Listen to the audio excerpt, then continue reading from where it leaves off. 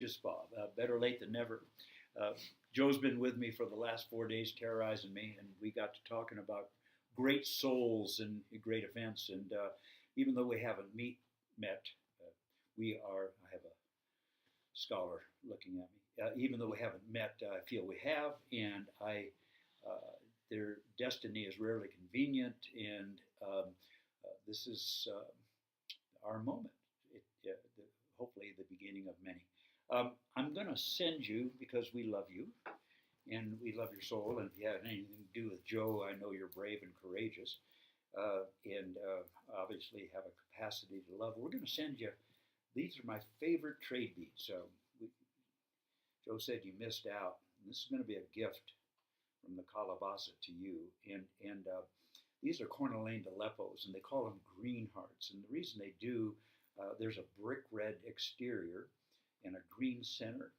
These beads, this same bead, I wore all the way to Canada, and I loved them when I took my journey on horseback from Arizona to Canada.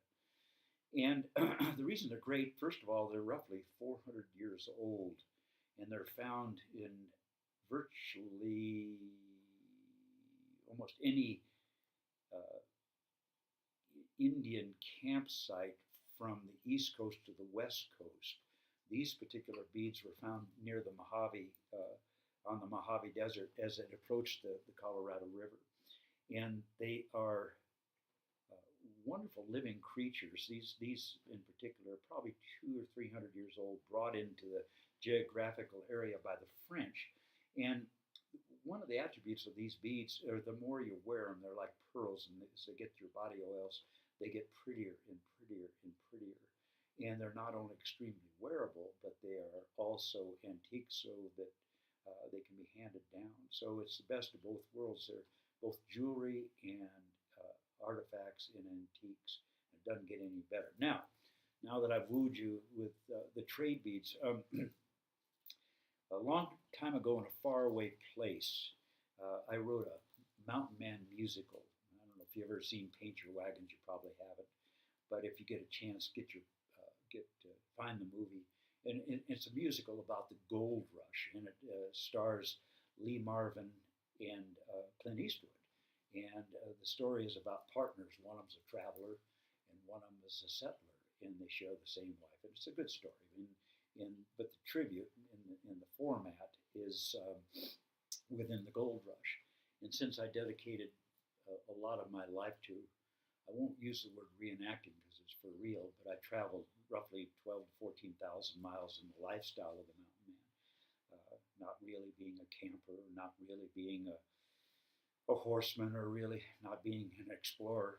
My dad sold cars, and I was a Boy Scout for about 2 days. At any rate, I ventured out, and it became kind of a metaphor for getting beyond the familiar. But one of the reasons for the Mountain Man and the musical that I wrote, the beaver hat was the fashion of the world for almost 350 years. It made Ralph Lauren look like a piker, and it was the fashion from Moscow to St. Louis to New York to Paris. And I thought it would be fun to write a musical with that as a background. And it involves the beaver were extinguished in Siberia and eventually Europe and around the Great Lakes. And the last bastion of beaver in 1820 was in the Rocky Mountains. And they sent out trappers to get the beaver, and they would be processed into beaver hats, a la Jeremiah Johnson, if you've ever seen the movie. Anyhow, that's part of the lifestyle I emanated, and eventually it led to a year's sequestered in a shack writing this thing called Wah, the story of the beaver hat and the tribute to the mountain man that went out to get it, or the adventure in American history that I emanated. So that was years ago in a faraway place, and recently I met just a very cool blues player in a little place down in Santa Fe, and he so inspired me. There's one of the songs within the musical, and it's called The Beaver Wiggle, and it's a tribute to the beaver, and it goes like, pack that mud, wedge that stick, ain't no water getting over it, plug that hole, make it last, fast, keep that water from going past brook or stream, running creek, stopping water's a beaver's trick. And the chorus goes, it's a beaver wiggle, swimming to and fro, it's a beaver wiggle, always on the go, got to keep it working, chewing down them trees, because we was born with engineer's degrees. And I was listening to this guy's blues, and it inspired that song, which was kind of a dreamlike fantasy song within the musical anyhow, where these trappers are all, you know.